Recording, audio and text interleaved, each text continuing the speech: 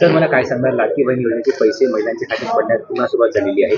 काय वाटतं, तुम्ही जालन्याचे विधानसभा अध्यक्ष आहात, या योजनेचे काय वाटतं, जिल्ह्यामध्ये एकूण किती महिलांना याचा लाभ मिळालेला आहे? हे बघा, आता टप्प्याटप्प्याने जेवढे मंजूर आहेत जिल्ह्यामध्ये त्या सर्व महिन्यांना हा लाभ या ठिकाणी मिळणार आहे. एक विचार असा होता की संक्रांतीच्या माध्यमातून दोन्ही एकत्र द्यावेत, परंतु या ठिकाणी पुन्हा एकदा गडबड सुरू झाली, पैसे येणार नाही, बंद होणार आहे. मला वाटतं तर हा नेरेटिव्ह पुन्हा सेट होतं, म्हणून आता हे पैसे आता टाकले गेले. परंतु हे संक्रांतीलाच आपल्याला टाकायचे होते दोन्ही मिळून, महिलाला ते काम येऊ शकतील. पण ठीक आहे, आत्ताही टाकले तर आनंदच आहे. आणि टप्प्याटप्प्याने काही टप्पा काल रात्री झाला, काही टप्पा सकाळी आला, असा मिळून सर्व महिलांना हा पैसा या महिन्याचा मिळून जाईल. महिलांना आता सध्या 1500 रुपये येतात आहेत. महायुतीने सांगितलं होतं की आम्ही 2100 रुपये देऊ, तर साधारणतः हे 2100 रुपये कधीपर्यंत मिळू शकतात? हो, या समितीचा अध्यक्ष म्हणून निश्चितपणे मी या बाबीमध्ये पाठपुरावा करणार आहे. लवकरात लवकर माननीय मुख्यमंत्री महोदय आणि एकनाथ शिंदे साहेबांनी जाहीर केलेलं आहे की लवकरात लवकर आम्ही हे पैसे 2100 रुपये टाकायला सुरू करू. सर, विधानसभा निवडणुकीत लाडकी बहीण योजना ही गेम चेंजर ठरली होती. आता स्थानिक स्वराज्य संस्थेच्या महानगरपालिकेच्या नगरपालिकेच्या निवडणुका तोंडावर आहेत, तर या निवडणुकीत या योजनेचा इम्पॅक्ट पाहायला मिळेल? 100% महिला भगिनी प्रचंड या योजनेवरती खुश आहेत, समाधानी आहेत.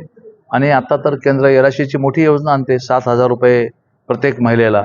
मग ते 7,000 रुपये आणि हे 1,500 रुपये, म्हणजे एवढा मोठा महिलांना सक्षम करण्याच्या संदर्भातला निर्णय या ठिकाणी होतो.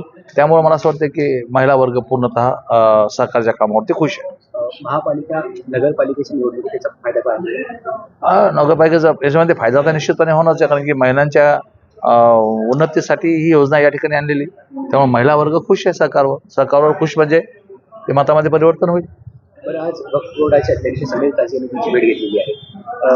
वक्फ संदर्भात जालन्यामध्ये अनेक गोष्टी प्रलंबित आहेत. काय वाटतं? काय भेट घेतलेली नाही, मी त्यांना या ठिकाणी निमंत्रित केलेलं आहे. वक्फ बोर्डाचे काही विषय या ठिकाणी आहेत. श्यामाप्रसाद मुखर्जी या गार्डनवर वक्फ बोर्डाने ऑब्जेक्शन घेतलेलं आहे. मास्टर फुलंब्रीकर नाट्यगर याच्यावरही ऑब्जेक्शन घेतलेलं आहे. तिथं महावीर मंगल कार्यालय, तिथंही काही अडचणीचा विषय. काही समंजसपणे हा विषय जर मिटवता आला तर तो विषय या ठिकाणी मिटेल आणि एक विकासाचं काम या ठिकाणी पुढे जाऊ शकेल. समीर काझी अत्यंत पॉझिटिव्ह माणूस आहे आणि तो सार्वजनिक कामाला कुठेही अडचण येऊन देणार नाही.